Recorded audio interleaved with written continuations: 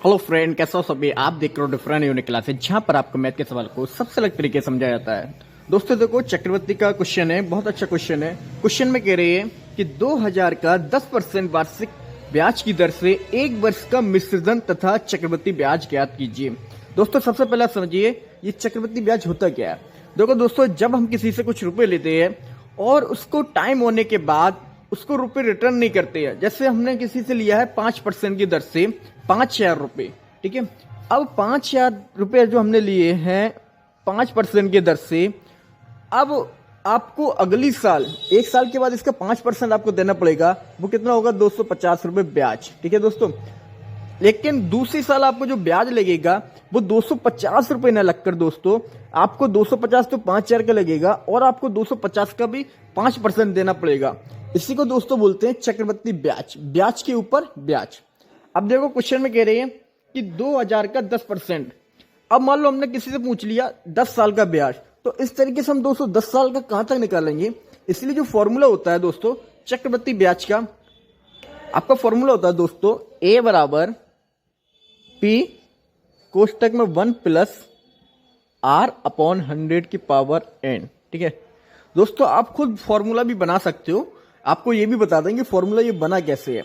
सबसे पहले इसको सवाल को देखो, यहां पर ए जो है ना दोस्तों वो है आपका मूल मिश्रधन, जिससे हमने किसी से 5,000 लिए, अब उसको ब्याज देना पड़ेगा हमको 5% 250 रुपए, तो जो टोटल हुआ है 5250 रुपए। तो यही होता है टोटल अमाउंट।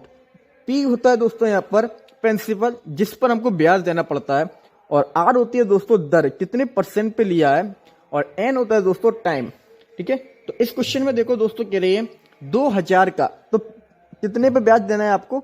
2000 पर। तो आप लिखोगे दोस्तों 2000 कोष्टक 1 प्लस आर, दोस्तों यहां पर दिया आपको 10%, तो आर की जगह आप सिंपल से लिख दोगे 10 अपॉन 100 की पावर एन। एन दोस्तों कितना दिया हुआ आपको? 1 वर्ष।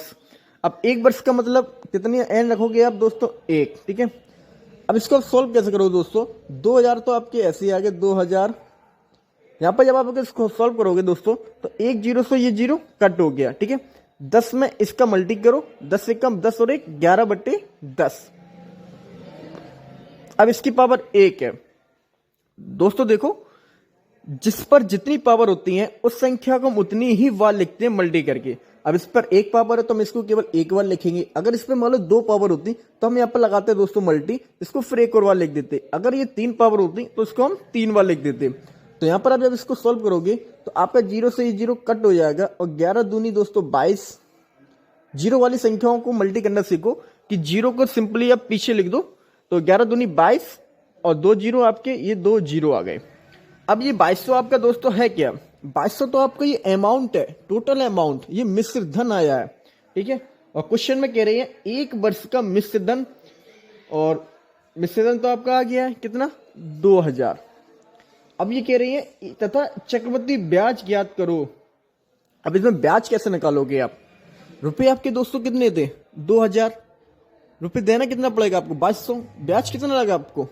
200 रुपए। कैसे निकालोगे ब्याज?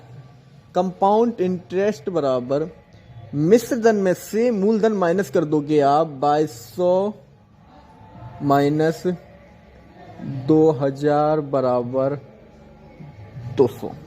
तो दोस्तों इस तरीके से इस सवाल का 1 वर्ष का मिश्रधन होगा 2200 और ब्याज होगा दोस्तों कितना? 200 रुपए। एक बात और दोस्तों समझ लो, हर संख्या का पहली साल का हर संख्या का पहली साल का चक्रवृद्धि ब्याज और साधारण ब्याज दोनों ही सेम होते हैं। वो कैसे दोस्तों? अभी मान लो 2000 का आपको अगर साधारण ब्याज निकालना पड़ता तब भी आपका दोस्तों 200 ही आता। कैसे निकालोगे 2000 का 10%? 2000 10% चाहिए, 10 का गुणा करो और 100 का डिवाइड, 0 से 0 2 कटोगे, 20 दाई 200, कितना आया आपका? 200, ठीक है।